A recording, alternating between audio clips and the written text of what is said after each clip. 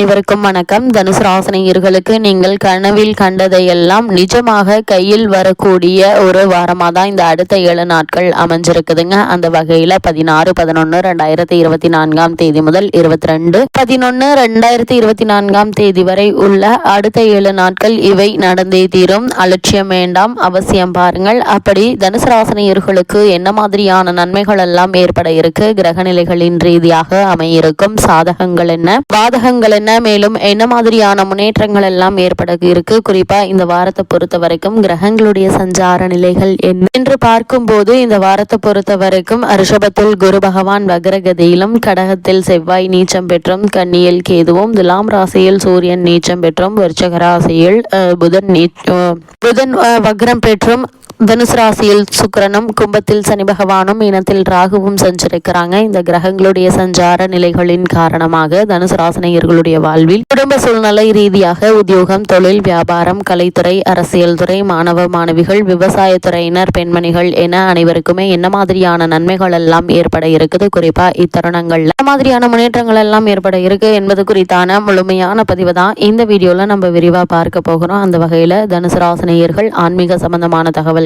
வாஸ்து சம்பந்தமான தகவல்கள், நவகிரக சன்னதி எங்கு உள்ளன, அங்கு சென்று நாம் எப்படி வழிபட வேண்டும், பரிகாரம் செய்யும் முறைகள் என்ன, கடன் தொல்லை நீங்க, திருமண தடை நீங்க, புத்திரபாக்கிய யோகம் கிடைக்க, அதே போல் செல்வ வளம் பெருக, இது மாதிரியான பல ஆன்மீக சம்பந்தமான தகவல்களை பற்றி தெரிந்து கொள்ள வேண்டும் என்ற விருப்பம் இருந்துச்சு அப்படின்னா சேனல் பயோல அதற்கான லிங்க் கொடுத்திருக்கோம். அந்த லிங்கை கிளிக் பண்ணி நீங்கள் தெரிந்து கொள்ளலாம். வாங்க இப்ப வீடியோக்குள்ள போலாம். அந்த வகையில தனுசு ராசியை சேர்ந்த மூலம், பூராடம், உத்திராடம் முதல் பாதம் வரை உள்ள நட்சத்திரக்காரர்களுக்கு 16/11/2024 முதல் 22/11/2024 வரை உள்ள அடுத்த 7 நாட்கள் என்ன மாதிரியான நன்மைகள் எல்லாம் ஏற்பட இருக்கு என்று பார்க்கும்போது, உங்களுடைய ராசிக்கு சனி, சுக்கிரன் முதலிய கிரகங்கள் நல்ல முறையில் சாதகமான அமைப்பில் இருக்கிறாங்க. இதனால் வருமானத்தை பொறுத்த வரையில் எந்த ஒரு பிரச்சனையும் ஏற்படுவதற்கான வாய்ப்புகள் இல்லைங்க. ஏதாவது ஒரு வகையில் உங்களுக்கு வருமானம் என்பது இருந்து கொண்டேதாங்க இருக்கும். அதே போல தனுசு ராசியை சேர்ந்த கலைஞர்களுக்கு நல்ல ஏற்றமான ஒரு வாரம் என்றுதாங்க சொல்ல வேண்டும். காரணமே இல்லாமல் உங்களுக்கு மறுக்கப்பட்டு வந்த வாய்ப்புகளும் கூட தற்போது உங்கள் இல்லம் தேடி வந்து கிடைக்க இருக்குது. இப்படிப்பட்ட வாய்ப்புகளையும் சந்தர்ப்பங்களையும் பயன்படுத்தி உங்களுடைய திறமையை வெளிக்கொணர்வதன் மூலமாக எதிர்பாராத முன்னேற்றம் ஏற்பட இருக்குதுங்க. சனி பகவான் சாதகமாக முன்னில் இருப்பதால் ஓரளவு நினைத்தது அனைத்துமே ஒவ்வொன்றாக நடைந்தேற இருக்குதுங்க. விரயஸ்தானத்தில் புதன் இருந்தாலும் அதிக விரயங்கள் ஏற்படுவதற்கான வாய்ப்புகள் கிடையாதுங்க. காரணம், அவர் வக்ரத்தில் இருப்பதால புதனால் ஏற்படக்கூடிய வீண் விரயங்கள் நீங்கி சுப செலவுகளே ஏற்பட இருக்குதுங்க. ஏற்பட்டாலும் சுப செலவுகளாகவே இருக்குங்க. காரணம், 12க்கு உரியவர் செவ்வாய் பலம் இழந்து இருப்பதால் விரயங்கள் குறையும். மருத்துவ விரயங்கள் இருந்தாலும் கூட ஆரோக்கியத்தில் நல்ல ஒரு முன்னேற்றம் பெற்று தேவையில்லாத வீண் விரய செலவுகள் குறைந்து எதிர்காலத்திற்கென்று சேமித்து வைக்கக்கூடிய ஒரு சூழ்நிலையே உருவாக இருக்கு என்பதை கிரகநிலைகள் தெளிவுபடுத்துது. அது மட்டும் இல்லாம இந்த வாரத்தை பொறுத்தவரை முக்கிய கிரகமான செவ்வாய் கடகராசியில் நீச்சம் பெறுகிறார். அதாவது உங்களுடைய ராசிக்கு 5, 12 ஆகிய இடங்களுக்கு அதிபதியானவர் செவ்வாய். விரையாதிபதியான அவர் நீச்சம் பெறுவது என்பது நன்மை என்றுதாங்க சொல்ல வேண்டும். காரணம், விரையாதிபதி நீச்சம் பெறுவதால் வீண் விரயங்கள் குறையுங்க. பூர்வ புண்ணிய ஸ்தானாதிபதியாகவும் செவ்வாய் விளங்குவதால் பிள்ளைகள் வழியில் ஏற்பட்டு வந்த பிரச்சனைகளும் ஒரு முடிவுக்கு வந்து நல்ல ஒரு முன்னேற்றம் ஏற்பட இருக்கு என்பதை கிரகநிலை குறிப்பா செவ்வாயினுடைய இந்த நீச்ச நிலை தெளிவாகவும் உறுதியாகவும் எடுத்துக்காட்டுது. பூர்வீக சொத்து பிரச்சனைகள் மீண்டும் தலை தூக்குங்க. உத்தியோகத்தில் திடீர் இடமாற்றம் வரலாங்க. பூமி விற்பனையால் லாபம் உண்டு. குறிப்பா ரியல் எஸ்டேட் தொழிலில் ஈடுபட்டு கொண்டிருக்கும் தனுசு ராசியினருக்கு எதிர்பாராத முன்னேற்றம் ஏற்படக்கூடிய ஒரு வாரமா தான் இந்த வாரம் அமைஞ்சிருக்குதுங்க.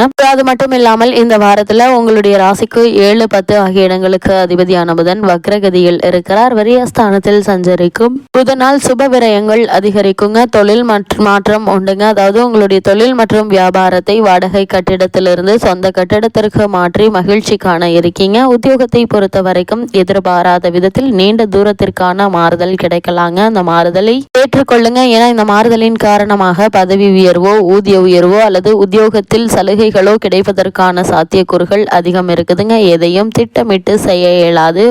பழைய வாகனத்தை கொடுத்துவிட்டு புதிய வாகனம் வாங்கும் முயற்சியில ஆர்வம் காட்டுவீங்க. தொழிலில் புதியவர்கள் வந்து இணையும் வாய்ப்புகள் உண்டு. அவர்களை முழுமையாக நம்பிவிட வேண்டாம் என்பதையும் கிரகநிலைகள் மீண்டும் மீண்டும் உங்களுக்கு அறிவுறுத்துது. ஒரு செயலையும் எடுத்தோம் கௌத்தோம் என்று செய்யாமல் பொறுமையாக நிதானமாக பொறுமையாக செய்வது மிக மிக நல்லது என்பதை கிரகநிலைகள் மீண்டும் மீண்டும் அறிவுறுத்துதுங்க. அதே போல் தனுசு ராசினியர்களை பொறுத்த வரைக்கும் உங்களுடைய ஜென்ம ராசியில் தற்போது சுக்கிரன் சஞ்சரிக்கிறார். அதாவது உங்களுடைய ராசிக்கு 6, 11 ஆகிய இடங்களுக்கு அதிபதியானவர் சுக்கிரன். அவர் உங்களுடைய ராசியில் சஞ்சரிக்கும் போது மகிழ்ச்சி தரும் சம்பவங்கள் பலவும் இல்லத்தில் நடைபெறுவதற்கான வாய்ப்புகள் உண்டுங்க. ஒரு சிலருக்கு நாடு மாற்றமும் வீடு மாற்றமும் உண்டுங்க. உத்தியோகத்தில் மேலதிகாரிகளுக்கு நெருக்கமாவீங்க. வெளிநாட்டிலிருந்து அலைபேசி மூலம் ஆதாயம் தரும் தகவல்கள் கிடைக்குங்க. வரவேண்டிய பாக்கிகள் வசூலாகுங்க. வீட்டிற்கு தேவையான விலை உயர்ந்த பொருட்களை வாங்கி மகிழக்கூடிய ஒரு தருணமாகவும் இந்த வாரம் அமையிருக்குது. அது மட்டும் இல்லாம தற்போது சனி பகவான் வக்ர நிவர்த்தி பெற்று பலம் பெறுகிறார். இப்போது பலம் பெறும் சனியால் சகாயஸ்தானம் வலுப்பெறுதுங்க. எனவே நல்ல சந்தர்ப்பங்கள் உங்களை தேடி வருங்க. நெருக்கடி நிலை அகலுங்க. உடன் பணிபுரிபவர்கள் உறுதுணையாக இருப்பாங்க. கடன் சுமை குறையுங்க. பாக பிரிவினை சுமூகமாக முடியுங்க. பொது நலத்தில் உள்ளவர்களுக்கு பொறுப்புகள் கூடுதலாக கிடைக்கும். வழக்குகள் சாதகமாக முடியுங்க. அதேபோல் சகோதர வர்க்கத்தினருடைய ஆதரவு உங்களுக்கு திருப்தி தரும் விதத்தில் அமையிருக்கு என்பதை கிரகங்களுடைய சஞ்சார நிலைகள் தெளிவாகவும் உறுதியாகவும் எடுத்து காட்டுதுங்க. அது மட்டும் இல்லாம உங்களுடைய ராசிக்கு அதிபதியாகவும் 4ஆம் இடத்திற்கு அதிபதியாகவும் விளங்கக்கூடியவர் குரு பகவான். சுகஸ்தானத்திற்கு அதிபதியான குரு வக்ரம் பெறும் நேரத்தில் ஆரோக்கிய குறைபாடுகள் வரலாங்க. துணிவும் தன்னம்பிக்கை குறையுங்க. எதிர்பார்ப்புகள் நிறைவேறுவதில் எண்ணற்ற தடைகளும் தாமதங்களும் வந்து கொண்டே இருக்குங்க. இருப்பினும் கேந்திரபத்திய தோஷம் பெற்ற கிரகம் என்பதால் பெரிய அளவில் பாதிப்புகள் ஏற்படாது. பிரச்சனைகள் வந்தாலும் அதை சமாளித்து விடுவீர்கள். வாகன மாற்றம் செய்வதில் ஆர்வம் கொடுங்க. கொடுக்கல் வாங்கல் திருப்தி அளிக்கக்கூடிய ஒரு தருணமாக தான் இக்காலகட்டம் அமைஞ்சிருக்குதுங்க. அது மட்டும் இல்லாம தனுசு ராசினியர்களை பொறுத்த வரைக்கும் இந்த 16ஆம் தேதி முதல் 22ஆம் தேதி வரை உள்ள